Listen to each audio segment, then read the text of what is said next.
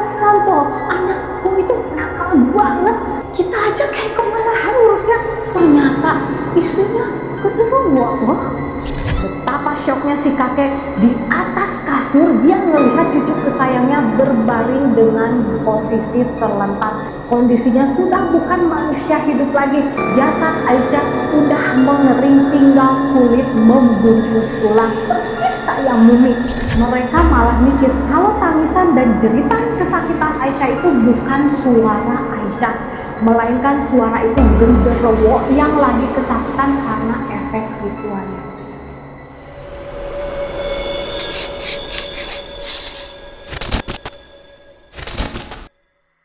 Assalamualaikum warahmatullahi wabarakatuh. Halo sobat kesayangan, apa kabar kalian semua? Kita kembali lagi di channel Catatan Si Manis.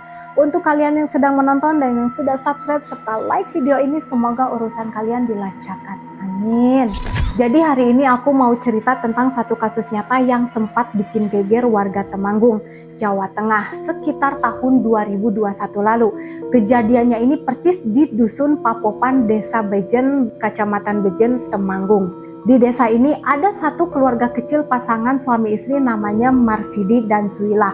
Nah, dari pernikahan ini mereka dikaruniai seorang anak perempuan yang lucu banget, umurnya 7 tahun bernama Aisyah. Sekilas kehidupan keluarga mereka terlihat normal-normal saja, kayak warga desa pada umumnya. Tapi siapa yang sangka kalau di balik pintu rumah yang kelihatannya tegang itu ada hal mengerikan yang lagi terjadi tanpa ada satupun tetangga yang tahu. Nah, kalau kita tanya ke tetangga-tetangga sekitar, Aisyah ini sebenarnya anak yang wajar banget buat umur 7 tahun. Dia tuh tipe anak yang super aktif, gak bisa diem, ya khas kayak anak kecil pada umumnya lah ya. Suka lari-larian, senang main, kadang-kadang bikin teman mainnya nangis dan sesekali rewel. Tapi anehnya, di mata orang tua, terutama ibunya, kelakuan Aisyah yang aktif ini malah dianggap gak wajar. Ibunya ngerasa ada yang salah sama anak ini. Mereka tuh mikir, kok Aisyah makin hari makin nakal ya, makin susah diatur, sering banget bikin pusing dan nguji kesabarannya. Mereka pun sering banget nih ngebanding-bandingin Aisyah sama anak-anak tetangga lain yang kelihatannya lebih penurut dan anteng. Padahal ya, namanya anak-anak udah pasti beda-beda di setiap karakternya. Nah, dalam kondisi capek dan putus asa ngerawat Aisyah, orang tua Aisyah ini malah gampang banget kepengaruh sama omongan tetangganya.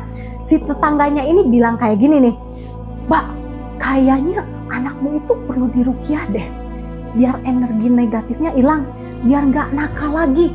Soalnya aku lihat anakmu itu nakal di luar batas." Bukannya mikir panjang atau konsultasi ke ahlinya, si ibu Aisyah ini malah langsung ngangguk dan setuju. Iyo, opo tak coba diruqyah aja ya? Besoknya si tetangganya ini ngajak orang tua Aisyah pergi ke desa sebelah. Di sana mereka dikenalin sama sosok yang katanya orang pintar, namanya Haryono, dan dia punya satu asisten namanya Budiono. Si Haryono ini memang udah dikenal warga sekitar sebagai dukun atau orang yang ngerti dunia spiritual. Dari sinilah niat yang awalnya cuma mau bikin anak penurut malah menjadi sebuah petaka. Singkat cerita, duduklah kedua orang tua Aisyah di depan si dukun Haryono ini. Di situ mereka numpahin semua keluh kesah dan kekesalan mereka soal tingkah laku Aisyah yang dianggap nggak wajar itu. Nah, pas dengerin cerita itu, si dukun Haryono ini dengan gampangnya bilang kayak gini, "Anakmu itu nakal bukan karena sifat aslinya, tapi yang aku lihat badannya itu udah dirasuki sama sosok genderuwo. Dia itu sebenarnya titisan makhluk gaib." Bukannya mikir ulang, malah kedua orang tua Aisyah ini langsung percaya 100% sama omongan si dukun Haryono. Di pikirannya mereka saat itu tuh kayak ngeklik, walah pantesan tuh anakku itu nakal banget, kita aja kayak kewalahan ngurusnya, ternyata istrinya genderuwo tuh. Tanpa pikir panjang, si Haryono ini langsung nawarin satu solusi. Dia bilang, roh genderuwo di dalam tubuh Aisyah itu harus cepet-cepet dibersihkan lewat sebuah ritual khusus. Menurut dia, kalau ritual itu berhasil, sifat nakal Aisyah bakal hilang total dan dia bakal berubah jadi anak yang baik dan penurut percis kayak anak-anak tetangga yang selama ini diiriin sama orang tuanya Aisyah. Mendengar janji manis itu, kedua orang tuanya langsung mengiyakan. Bahkan gilanya lagi nih, mereka sepakat buat ngelakuin ritual pembersihan itu di rumah mereka sendiri. Sekitar bulan Januari 2021, malam itu si Dukun Haryono, asistennya Budiono, plus kedua orang tua Aisyah sendiri udah berkumpul di dalam kamar. Aisyah yang masih polos dan gak tahu apa-apa dipanggil, "Aisyah, sini Duk, masuk kamar, sini." Terus pas dia udah masuk, disuruhlah oleh ibunya untuk berbaring di atas kasur. Anak kecil umur 7 tahun itu cuma bisa nurut, gak curiga sama sekali. Bahkan dia sempat bercanda senyum-senyum karena pikirnya mereka sedang mengajak main. Nah, atas perintah Haryono, tubuh kecil dan malang itu mulai dipegangin dengan kencang. Ada yang menahan tangannya, ada yang menahan kakinya. Bahkan Aisyah sempat bertanya, "Ibu, adek mau diapain? Kaki adek dipegangnya kenceng banget, sakit." Disinalah tindakan biadab itu dimulai. Metode pembersihan yang diomongin si Dukun ternyata ekstrim banget. Kepala Aisyah yang kecil itu dimasukkan dan dicelupin ke dalam air bak mandi berkali-kali. Gak cuma itu, Aisyah juga dipaksa buat minum air dalam jumlah yang sangat banyak.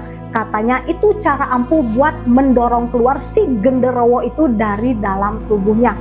Aisyah sempat menangis histeris, mengap-mengap kehabisan nafas dan merintis meminta tolong kepada orang tuanya. Tapi wajah orang tua yang harusnya paling dia percaya di dunia ini tidak menghiraukannya sama sekali. Bukannya kasihan, mereka malah mikir kalau tangisan dan jeritan kesakitan Aisyah itu bukan suara Aisyah, melainkan suara itu genderuwo yang lagi kesakitan karena efek ritualnya. Ritual maut itu terus dilakukan sampai akhirnya tubuh kecil Aisyah mendadak lemas dan gak bergerak lagi. Malam itu juga Aisyah meninggal dunia. Paru-parunya kemasukan terlalu banyak air dan dia kehabisan oksigen. Anak 7 tahun itu harus kehilangan nyawa di tangan orang tuanya sendiri dan dua dukun tersebut. Melihat tubuh Aisyah yang mulai kaku dan gak bernafas, si Dukun Haryono ini dengan santainya malah bilang ke orang tuanya, "Tenang, dia itu sebenarnya gak mati.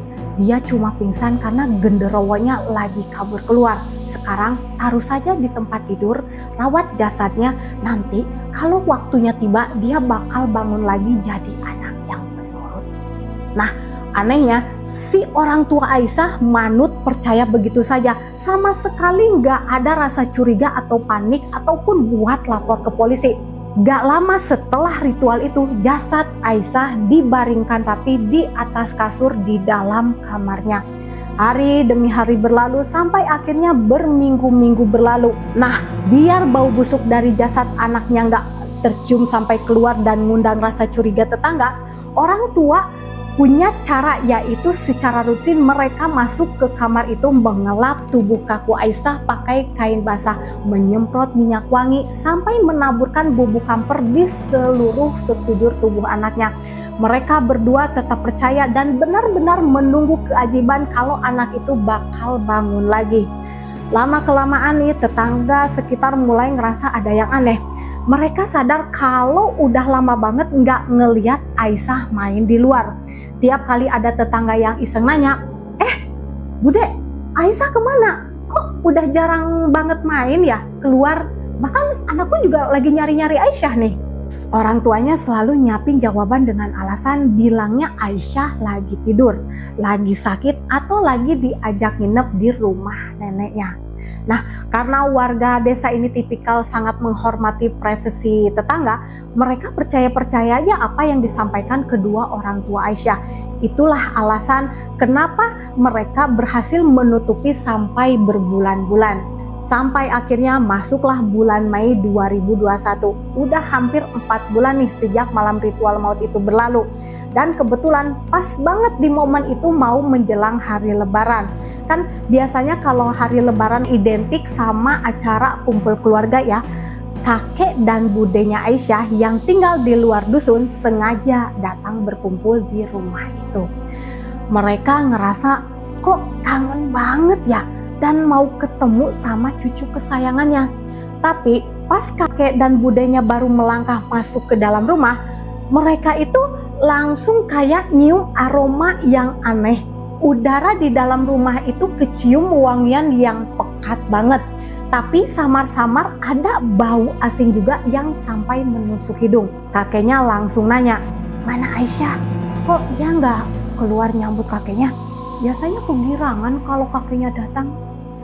"Aisyah ada lagi tidur di kamar, Pak," jawab ibunya dengan wajah yang lempeng. Lalu si kakek ini langsung masuk ke dalam kamar Aisyah. Detik itu juga pas begitu pintu kamar dibuka, betapa syoknya si kakek. Di atas kasur dia ngelihat cucu kesayangnya berbaring dengan posisi terlentang. Kondisinya sudah bukan manusia hidup lagi. Jasad Aisyah udah mengering, tinggal kulit membungkus tulang, percis kayak mumi. Proses pembusukannya bertahan karena selama berbulan-bulan terus disiram sama bahan kimia, wewangian, dan terkurung di kamar tertutup. Si kakek langsung marah, campur nangis sejadi-jadinya. Gak pakai lama, hari itu juga dia lapor ke kepala desa dan kepala desa langsung memanggil pihak kepolisian. Malam itu dusun Papuan mendadak geger luar biasa. Sirine polisi, garis polisi dipasang sekeliling rumah dan 4 orang malam itu juga langsung diciduk. Marsidi, Suwilah, Haryono, dan Budiono. Pas masuk persidangan, semua fakta ini terbongkar secara terang-terangan. Mereka berempat resmi dinyatakan bersalah. Kedua orang tua Aisyah divonis atas kasus kekerasan pada anak hingga menyebabkan penghilangan nyawa buah hatinya sendiri. Sementara si dukun Haryono dan asistennya dijebloskan ke penjara dengan vonis belasan tahun sebagai otak di balik tindakan tragis ini. Teman-teman, dari kasus Aisyah ini jujur kita bisa belajar satu hal. Anak aktif, anak rewel itu sebenarnya bagian dari proses tumbuh kembang mereka. Kalau misal sebagian orang tua kita ngerasa udah capek, kewalahan, atau nggak sanggup, carilah bantuan profesional, entah itu medis, dokter anak, atau psikolog yang logis. Jangan malah lari ke hal-hal spiritual yang sesat. Semoga nggak ada lagi kasus Aisyah lainnya di Indonesia. Mari kita lebih peduli sama anak-anak di sekitar kita. Kalau kamu ngelihat ada keanehan atau sesuatu yang mencurigakan di lingkungan tetangga, jangan ragu buat sekedar menegur, nyari tahu, atau lapor ke pihak berwajib. Terima kasih banyak ya udah nonton video ini sampai selesai. Kalau kamu suka sama pembahasannya, jangan lupa klik like, share, dan subscribe channel ini biar kita bisa terus bahas kasus-kasus menarik lainnya dengan santai kayak gini. Aku pamit undur diri dulu, stay safe, dan sampai jumpa di video-video berikutnya. Wassalamualaikum warahmatullahi wabarakatuh.